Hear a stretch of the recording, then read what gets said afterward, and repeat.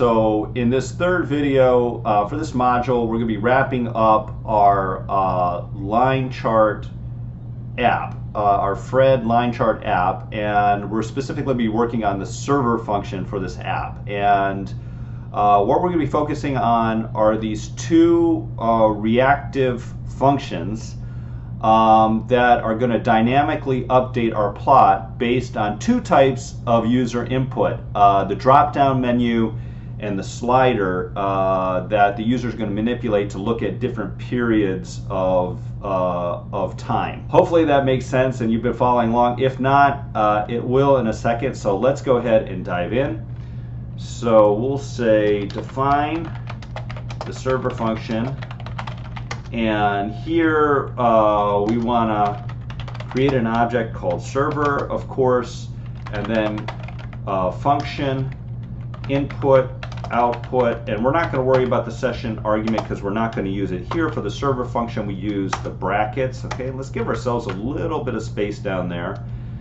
The first thing we're going to do is we're going to use a reactive function to dynamically query the Fred API to download the data for the indicator selected by the user. Okay, so we'll download data from Fred with a reactive function, and we'll say this only updates when the user selects a new indicator. Okay, and so we're going to store our data for whatever selected indicator in an object called Fred underscore indicator. We'll call reactive here, and because this is a reactive function, we need both the parentheses and the brackets, you know, just like we had with render plot the last time. So we're calling reactive, and then we're going to use the Fred R function to query the Fred database. And so we're embedding that now in a reactive function so that we'll query the database each time a user selects a new indicator. So that's pretty cool, I think. So series underscore ID equals, so we have these arguments that are standard for the Fred R function. So we need to say what the series ID is, and for this we're going to use our input, our indicator input, right, from the user. So series ID is going to be input $sign indicator. All right, and then comma. All right, next argument is, or the next two arguments are observation start and observation end. So what is the period for which we want to pull these data from the Fred database? So observation start underscore start equals start date. Right? Remember that? That's what we defined up here in the setup part when we defined start date as January 1st, 1970, and end date as our system date. So observation start equals start date, observation underscore end equals end date.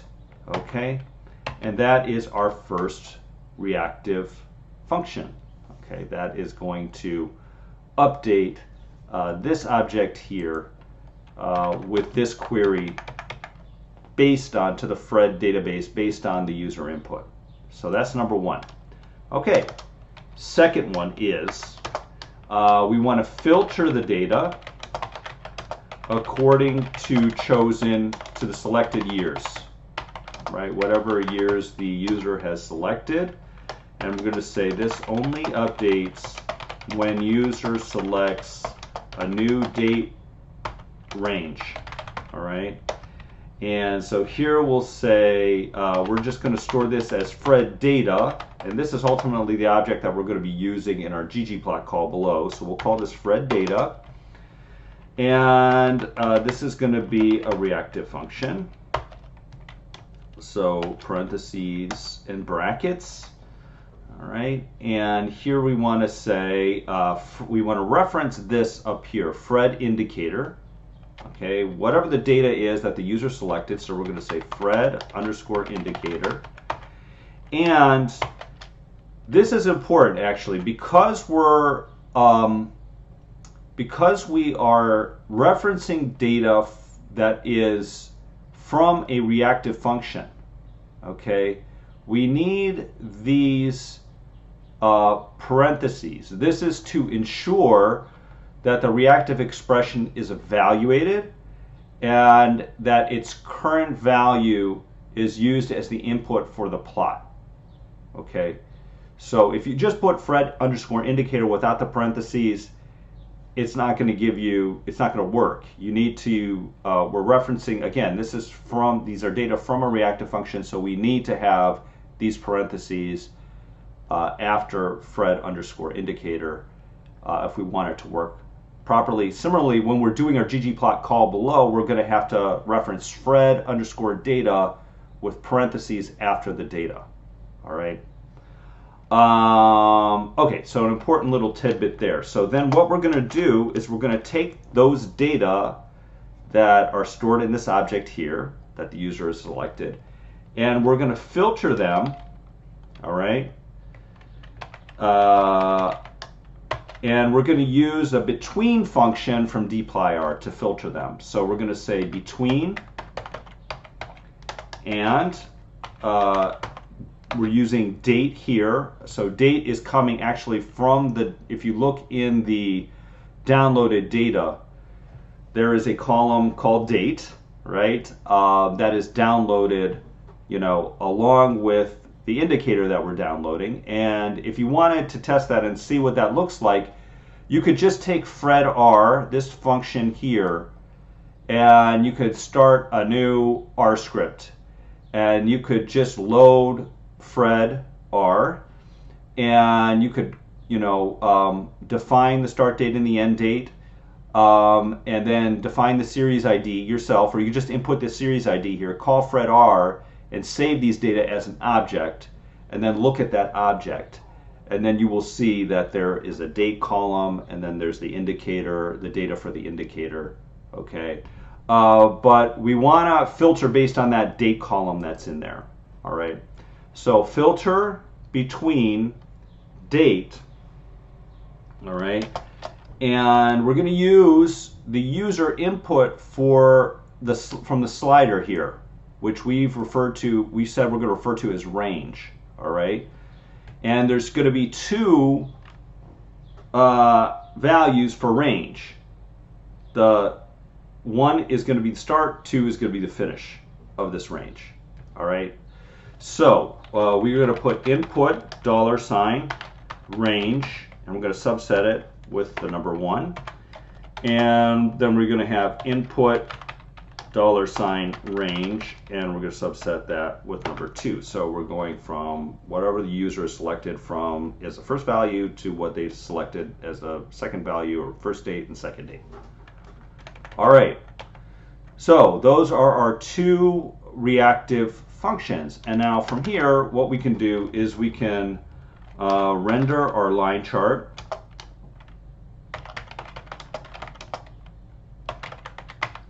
All right, and this is going to be our output that we're going to display up here in the UI, right? Our plot output. And we're going to call that line chart, or we already said we're going to call it line chart up here in the, when we built the UI, right? Line chart. And then we're going to use a render plot. And render plot is going to be listening for this reactive data. Okay, and then from there we are going to build plot with ggplot2. All right, and this part is going to look very familiar to you because we work so much with ggplot2 in this class. So we're going to call it ggplot. And we're going to be using, again, our Fred data here, and we're going to have these parentheses after it because, again, these are coming from a reactive function, right? So we want to make sure that the most updated that reactive function is evaluated and that the most updated data are being used. All right, then AES, our aesthetics, is going to be x equals date, and then y equals value. All right, and then we're going to have a line chart, so geom_line, and let's color it navy blue. You can choose another color if you want. And then we're going to have some labels. So again, as with our last plot, these are going to dynamically change. We're going to leave x-axis blank because I think it's obvious what's going on there because we have just a date. And then with the y-axis, we do need to label. So we're going to do what we did in the last with the last app. And we're going to use the names function to pull the name from our list of variables. And then we're going to use the which function to subset that list of variables and basically use the index number to identify the name of the variable in that list. So names, which vars equals input indicator. So we're taking the user input here. I explained this in the last video in a pretty detailed way, but again, we're going to be based on whatever the user input is for the indicator. We're going to be using the which function to identify the index number of that indicator, and then using that to call the name.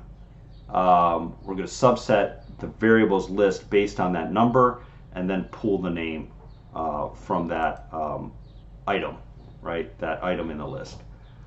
All right. Okay, so that takes care of the labels. And let's have a minimal theme. So theme_minimal. And then we will do, we'll add our recession shading. The last part of this is to add the recession shading. Remember, that's the helper function that we had loaded earlier. All right, and for this, we are going to use the function which is in that helper code, that helper.r file. So if you open that up, you'll see it builds a function called add_rec_shade, and then our arguments are start date, and our start date is going to be dynamically determined by the user through the range input. So input range 1, and then our end date is going to be input range 2. And our shade color, let's make that gray. That's the standard. We'll make it dark gray. And then we also have to define the Y-min and the Y-max because we don't want our recession shading to be bigger than, you know, the plot area, or, you know, stretching out the plot, or being too small relative to what's being plotted. So we have to dynamically change this as well. So we'll call min, and we'll use our Fred data again, right, which is the dynamically created data up here from our reactive function.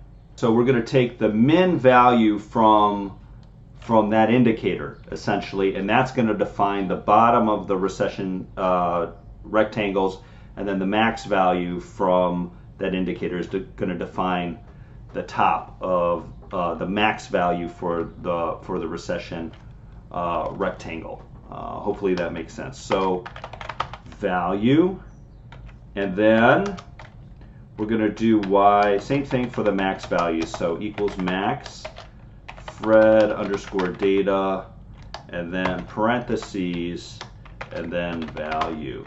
All right, and that should be it. Okay, so should be good to go here.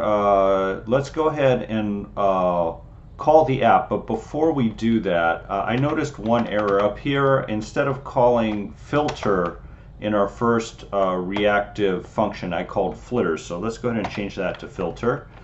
We'll go ahead and save it. Everything else looks good. Let's call shiny app UI equals UI, server equals server. All right. And let's run the app and see if it works.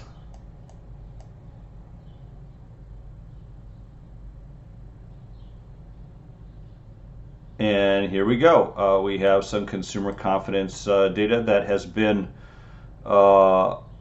plotted along with our recession shading in the background. We can test this input here. Let's select a different indicator. We'll select business confidence. Try a composite indicator. We can test a different time series. So let's just do the 1980s or something like that. That looks good. Let's try unemployment rate. Try a different time series. Try the growth rate. Try a different time series. And yes, it looks like everything is working properly. So that brings us to the conclusion of this little mini project here. And now you should have a pretty good understanding of how a reactivity works and how to incorporate multiple reactive elements into your Shiny app.